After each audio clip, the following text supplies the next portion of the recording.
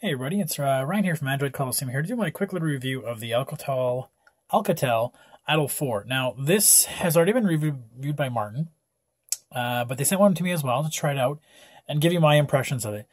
To be honest with you, I really liked the Idol 3. I really thought the Idol 3 gave you a really good bang for your buck.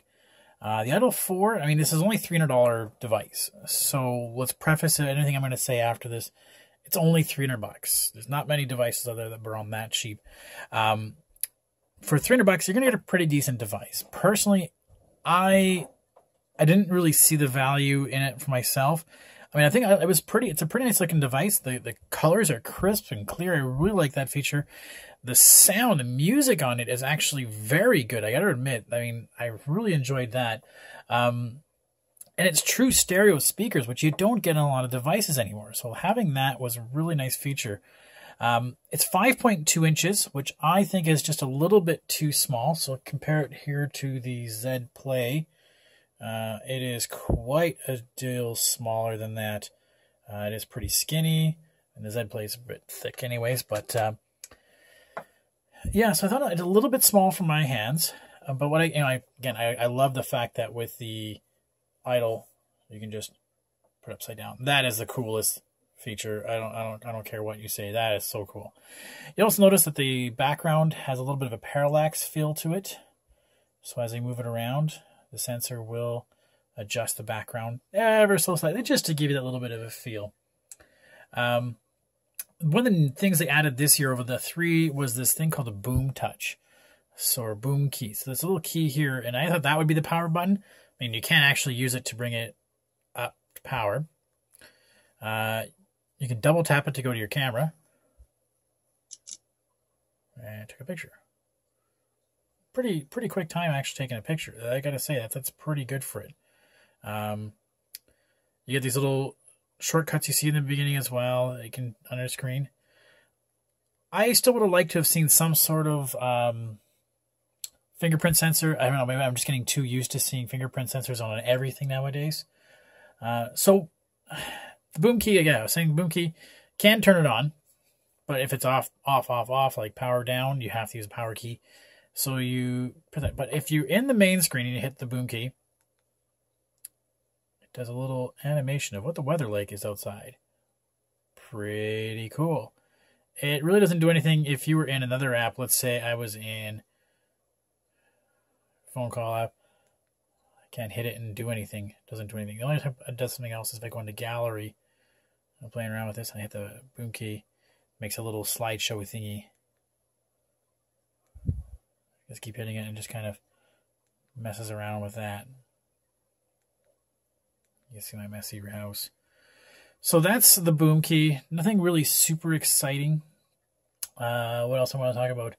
I did notice that this is pretty well slow.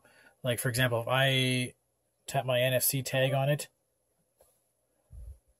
well, that's actually not too bad there, but I was, coming up earlier, it was really slow. I started noticing a fair bit of slowdown going into certain things. I noticed it.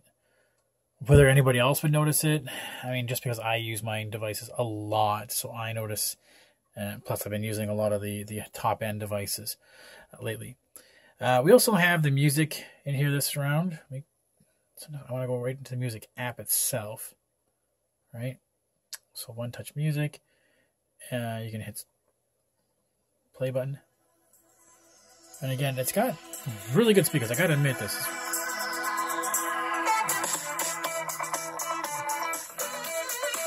And if I hit boom key in here,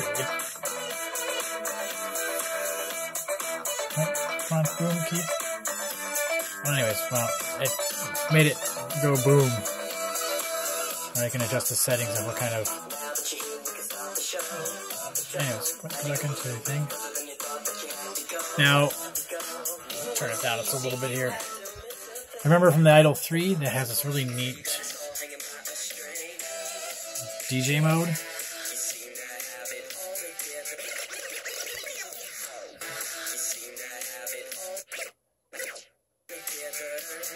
And you can mix in with this one too.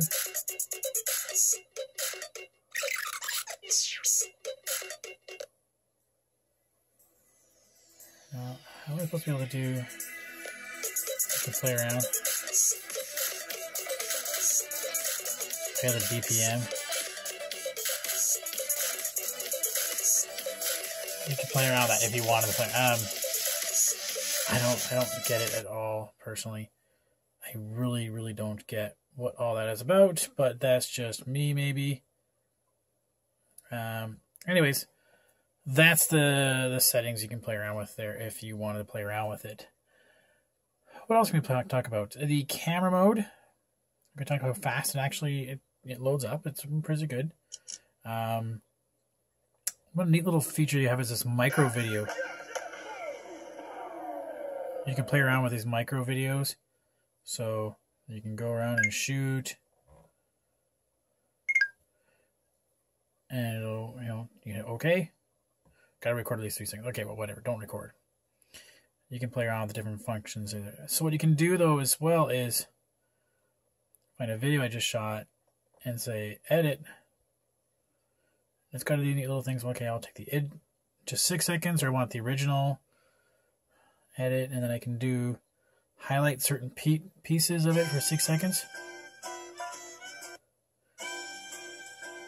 And again, I gotta say, the sound is really good on this. I really can play around with these different little themes. Kind of neat. So it's got a lot of features packed into it. It doesn't have a lot of horsepower behind it.